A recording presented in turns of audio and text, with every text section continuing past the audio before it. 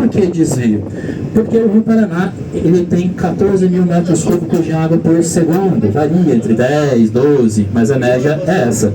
E não teria como colocar concreto lá com água passando, né? Então eles fizeram um canal de desvio para poder desviar a água do rio e depois construir a barragem. E por último foi construído o vertedouro, que nós nos despedimos dele ali agora. Mas não se preocupem, nós vamos passar ainda por baixo do vertedouro e por cima também. Aqui a gente já começa a ter uma vista parcial da barragem de Itaipu. Nós não conseguimos ver toda a barragem, toda a sua extensão, porque ela tem 7.980 metros de extensão. Conseguimos ver apenas uma pequena parte dela. Vocês conseguem ver aqueles pequenos caninhos brancos? A gente já vai passar pertinho deles. E bem aqui ao lado do ônibus, à esquerda, a primeira grande obra, o canal de desvio, com 2 km de extensão, 150 metros de largura e 90 metros de profundidade em escavação. Foi preciso 3 anos para poder escavar todo esse canal e construir a parte de concreto ali à frente. As rochas que saíram daqui eram rochas de excelente qualidade. As melhores foram trituradas e misturadas ao concreto para dar mais firmeza à barragem. E o restante eu vou mostrar para vocês mais à frente onde foi utilizada, tá? Nesse canal, pessoal, ele foi aproveitado e tem 4 tubinhos brancos, 4 unidades geradoras passando por ele. Então aqui pelo canal de desvio também passa água, também é produzido energia. A Itaipu, pessoal, ela perdeu o posto de maior usina do mundo em potência instalada. Atualmente existem 2 outras maiores do que ela. A de 3 Gargantas na China com mais de 20 mil. E também na China a usina de Yangtze, que tem 16 mil megawatts de potência instalada. Mas eles não batem esse recorde nosso. Nós somos a maior produtora de energia atual do planeta. Por quê? Produzimos energia 24 horas por dia.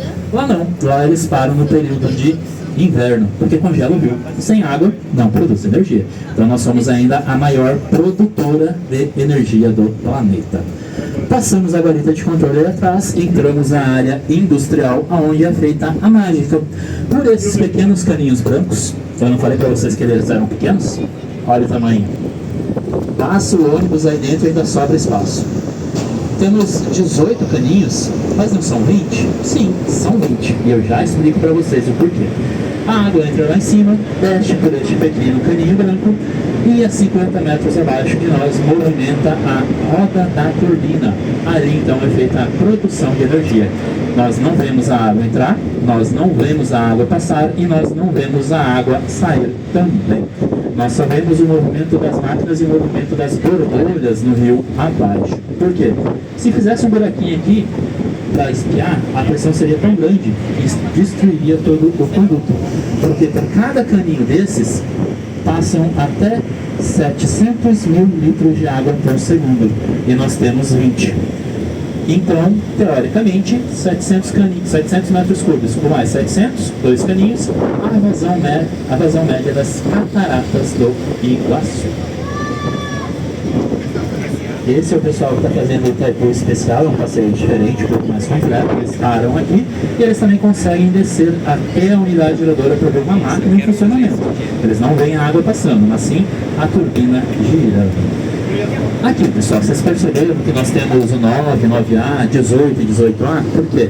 Até 91 foram instaladas 18 máquinas, porque não havia necessidade de instalar as outras 2 por causa da demanda energética. Nos meados do ano de 2000 foi necessária a instalação.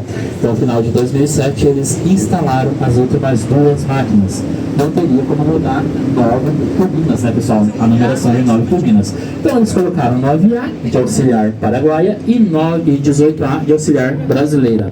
Falando em Paraguaia, sejam todos muito bem-vindos a Hernandárias, no Paraguai.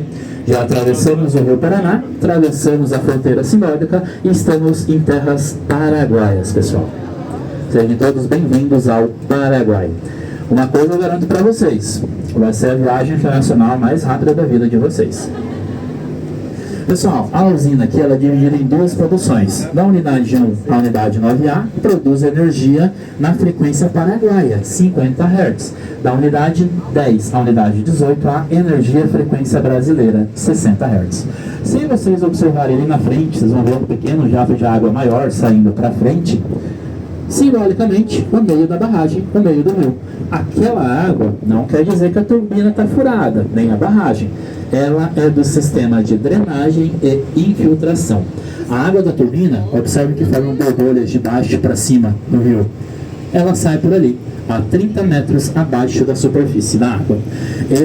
Essa é a extensão normal do Rio Paraná, em torno de 400 metros de largura, em torno de 60 a 70 metros de profundidade. Não é algum rio muito largo, mas sim profundo. O legal, pessoal, é que a nossa barragem, ela funciona no sistema de fio da água. Então a gente vai conhecer o reservatório, mas a água que produz energia é a água que chega lá no início do lago. Nós não usamos o lago de Itaipu para a produção de energia.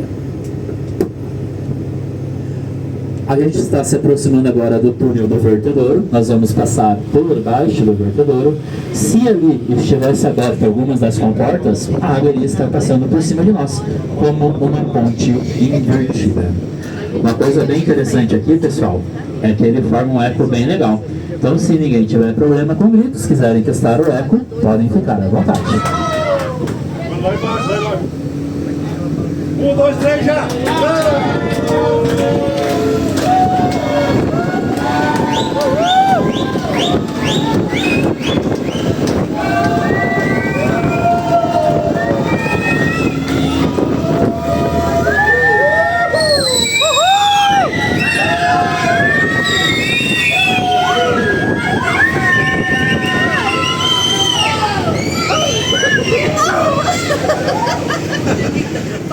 Olha que legal. Meus parabéns ao aniversariante do dia. Parabéns, né? Pessoal, pode observar aqui ao lado dessa pequena parte rochosa que está tendo umas cachoeirinhas de água, né? É normal ou não? O que vocês acham? Normal. Completamente normal, pessoal. É infiltração. A água, ela passa ou sim ou sim. O que nós fazemos? Damos um caminho seguro para ela. Então toda essa água que a gente vê saindo aqui ao lado é do sistema de drenagem. Ela é drenada para canos e ela é levada novamente ao rio Paraná, abaixo da barragem. O que não pode é deixar essa água na barragem, porque daí ela vai deixar o solo líquido, aí dá problema. Então toda ela é água de drenagem. E aqui ao lado esquerdo nós podemos observar a subestação margem direita, que recebe a energia do Paraguai em 50 Hz. Daqui ela é transmitida pelo Paraguai.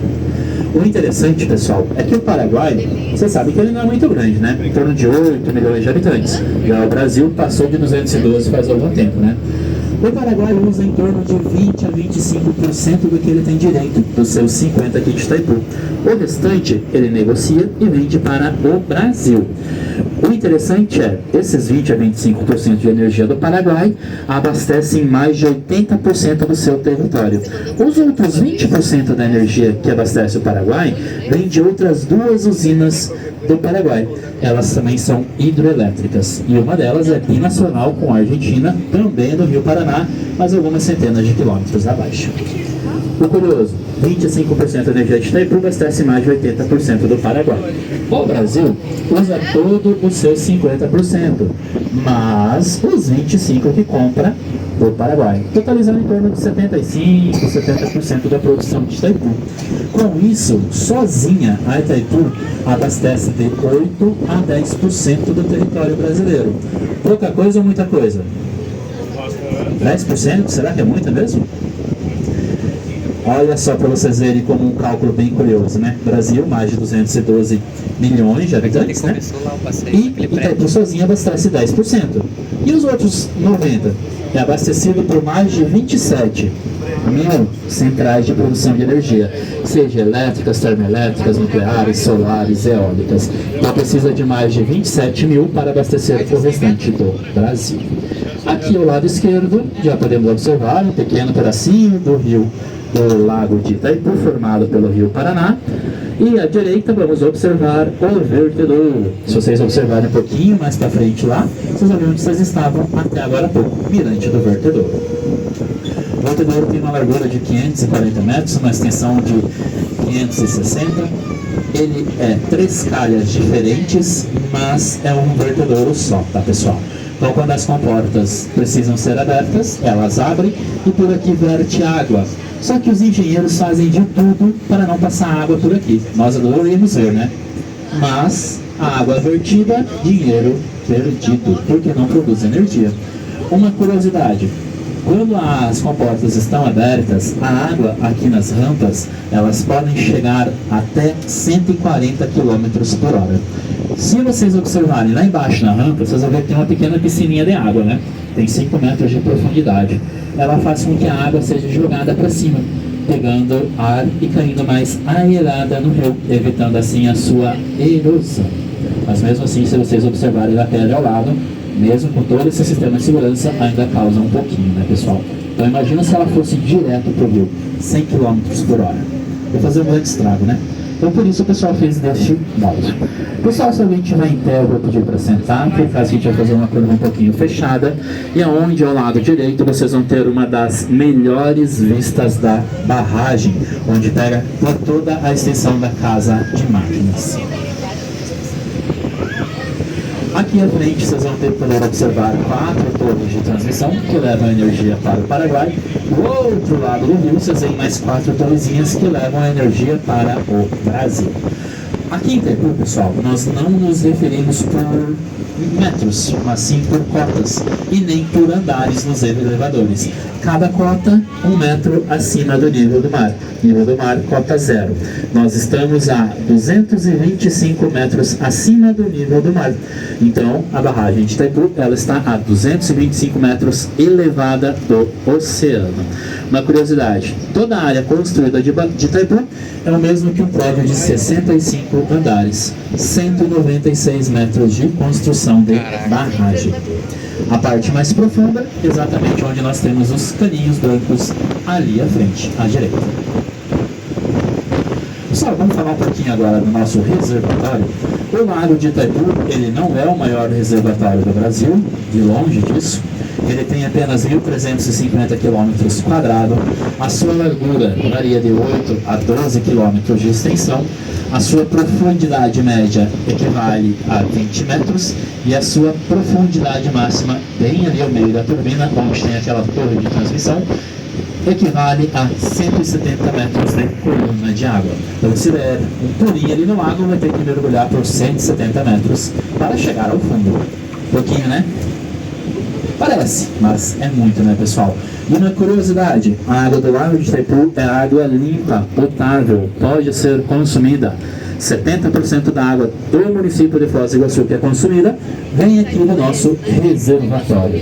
O Rio Paraná é um dos maiores rios do mundo em volume de água, por ele chegam a passar até 14 mil metros cúbicos de água por segundo, quando tem chuvas em abundância nas suas afluentes rio acima. O curioso, o nosso lago, ele tem pouco mais de 29 trilhões de litros de água. Inclusive, se cada um quiser levar para vocês um pouquinho de água, cada habitante do planeta consegue levar daqui no nosso lago em torno de 2.500 litros de água. Se vocês quiserem, a gente vem os tambor lá na frente, tá, pessoal?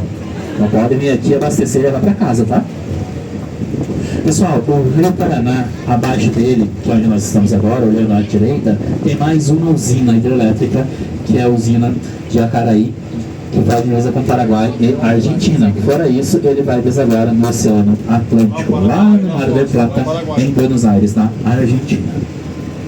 No rio acima, nós temos divisa com Paraguai e Brasil, os municípios do estado do Paraná, e Mato Grosso do Sul também. Então, daqui até o início do lago, que é em Mato Grosso do Sul, tem uma distância de 170 quilômetros em linha reta. Pessoal, vocês conseguem observar aqui ao lado também, que tem essas pequenas torrezinhas brancas, enumeradas também, representando cada unidade geradora? Aqui é o nosso registro da água. É um pistão hidráulico que fecha uma comporta, evitando assim a passagem de água, podendo ser feitas manutenções na usina. E este pequeno pórtico alaranjado aqui é um grande elevador de auxílio nessas manutenções. Muita gente se pergunta, pode pescar no lago? Tem peixe? E no rio abaixo? Pode, pessoal, pode pescar, pode navegar, pode nadar, mas tem limites de segurança, tá? Aqui no lago, tanto a parte de cima como no rio abaixo, tem boias que delimitam o limite de segurança para as pessoas. Podem pescar sem problema nenhum, só que tem um detalhe. Tem que cuidar do período da piracema, que é justamente o período que nós estamos agora, que vai de novembro ao final de fevereiro, início de março. Aí algumas espécies são proibidas a pesca. Mas sim, há peixes, há pesca e pessoas podem usar o lago como prainhas artificial também. Pessoal, a gente vai fazer essa pequena descida. Com emoção ou sem emoção? Com emoção. Então vamos com emoção. É com emoção. Se eu falar para vocês que foi do ônibus que você tem manutenção. Brincadeira. Pessoal, lembra que eu mencionei para vocês que o canal de desvio teve suas pedras aproveitadas em outro local? Essa barragem que nós estamos descendo aqui é a barragem de enrocamento. Itaipu tem 3 modalidades de barragem. A de concreto, que nós conhecemos, nas extremidades de terra, compactada, e essa à nossa esquerda, barragem de enrocamento. Ela é feita apenas por elementos naturais, não contendo ferro, concreto ou armações. Nela tem apenas um filtro de areia ao seu centro, muita argila compactada e rochas jogadas por cima. Por que ela não cai, não vaza? Por causa do nosso filtro, ele evita que a argila fique líquida e derrubasse a barragem. E por que foi feita nessa modalidade de argila, areia e rocha? Porque aqui o lago não exerce tanta pressão. Então ela é uma distância muito pequena que não tem tanta pressão da água. E não se preocupem, tá, pessoal? Essas rochas estão largadas aí há mais de 50 anos, até hoje nunca rolou, tá? Então é seguro. Uma curiosidade, essa rocha, vocês podem perceber que ela é um pouco mais escura, né? Elas foram retiradas do canal de desvio. Ela é uma rocha de origem vulcânica. Ela é considerada basalto denso. Mais de 20% da sua composição são feitas de minerais ferrosos. Então, por isso que ela foi triturada e misturada no concreto também para construir a barragem. Aqui na frente, atrás dessas árvorezinhas que nós temos aqui, existia antigamente um dos maiores canteiros aqui da Itaipu.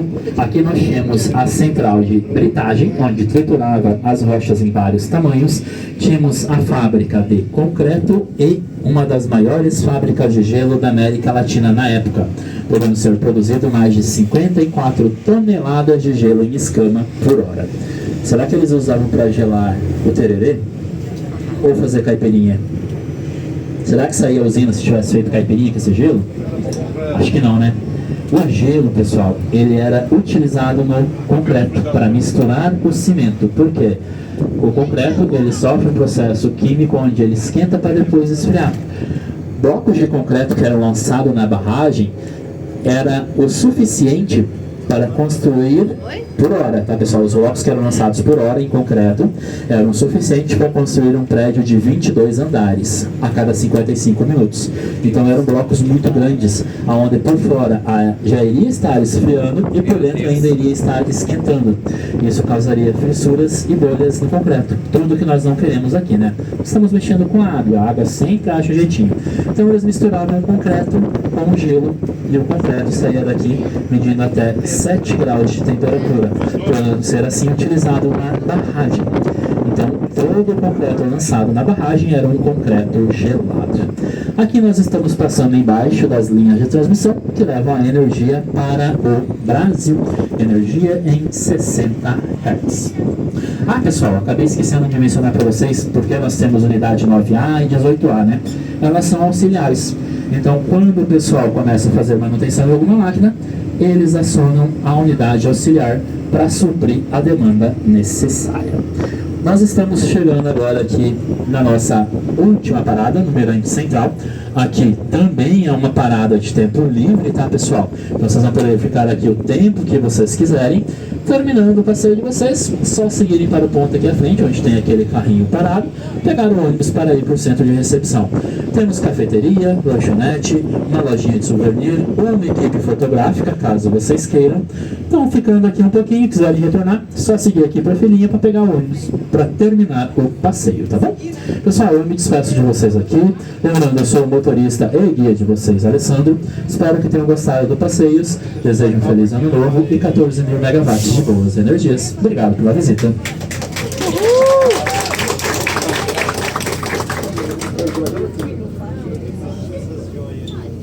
Vamos seguir, né? Toda semana tem um. É? Só que pode seguir, pode ir aonde? Vocês vão mandar na beira da rádio.